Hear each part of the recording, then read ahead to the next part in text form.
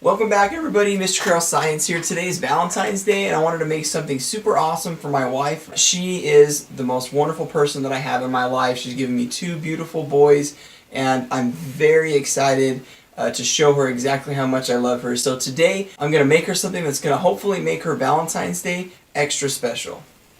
It's time for class. I got projects that you wouldn't believe.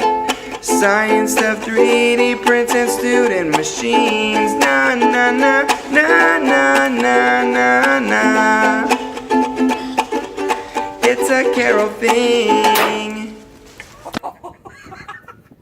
Today I wanted to make her a lithophane. Essentially a lithophane is a 3D printed picture. So you take a picture, you drop it into your slicer, and it actually makes a three-dimensional image based around your picture. Then you can 3D print that image, and when you put a light behind it, the light shines through and it makes this super awesome negative looking image. It's really cool. I want to show you guys how to make it. It's actually a lot more simple than you might think. So let's hop into Cura, which is the slicer that I use for my 3D printer, and I'll show you exactly how easy it is. Alright guys, so I opened up Cura, which is my slicer of choice. I like it because it's free, it's pretty easy to use, and it already has profiles built in for all the printers that I have. So I want to show you guys exactly how simple it is to make a lithophane on a 3D printer. All you do is you just open up a file and you go into a picture. So these are pictures that we had taken, family pictures we had taken just a few months ago. I've been looking through these pictures and I found this one that has me holding my two boys, and I think it's going to really be an awesome picture to have at work so that she has a little something to remind her of us.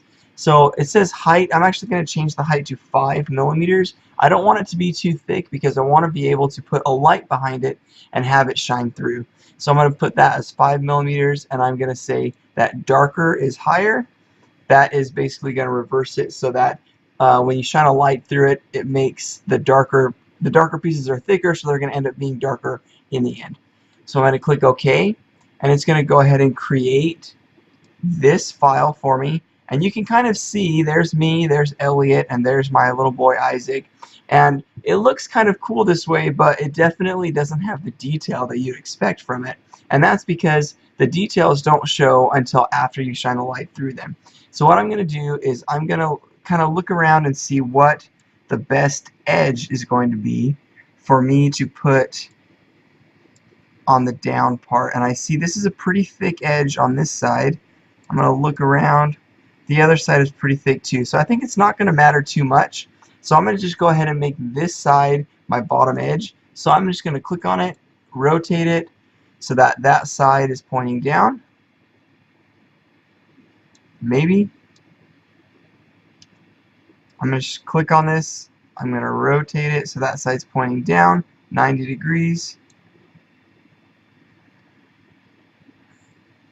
Now, if I wanted to, I could go ahead and print it in this orientation. But I think if I just change the angle, it's going to make it so that it actually appears. I'm not sure why it's sitting down there. I'm going to move it up, I guess, so that it's sitting on the build plate, which is where I want it. So there we go. I think that might actually do it, and that looks pretty good. I'm going to change my settings to make sure that I have a brim just to help hold it down, and I'm going to print it pretty slow at 50 millimeters a second. So hopefully that's going to keep it stuck down to the build plate, and it's going to give it the best opportunity to survive. So I'm going to go ahead and slice this, send it over to the printer, and I will see you at the end of the time lapse.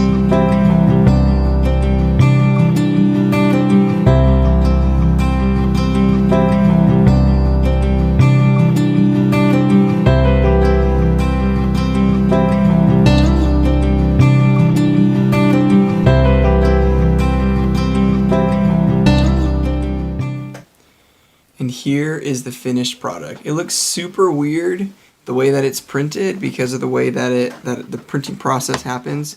But if I lift it up, you can see it's got all these little raised edges, and that's what makes the image work. I also printed another one in the other orientation so that it looks like it's printed as a negative. And when you look at it close up, it actually doesn't look too bad. You can pretty much see all the details of the picture and see everybody that's in it. But when you hold it up to a light source, like right here, it shows the image behind it. And it actually looks like a negative when you hold it up to the light source. So this one looks pretty good without the light, but when you add the light it looks like a negative. And then this one looks terrible, but when you hold it up to the light, it reveals the image, which is really cool. And it's actually in much higher quality than I expected. So that is awesome. I think it's going to be perfect maybe to put up in a window or something.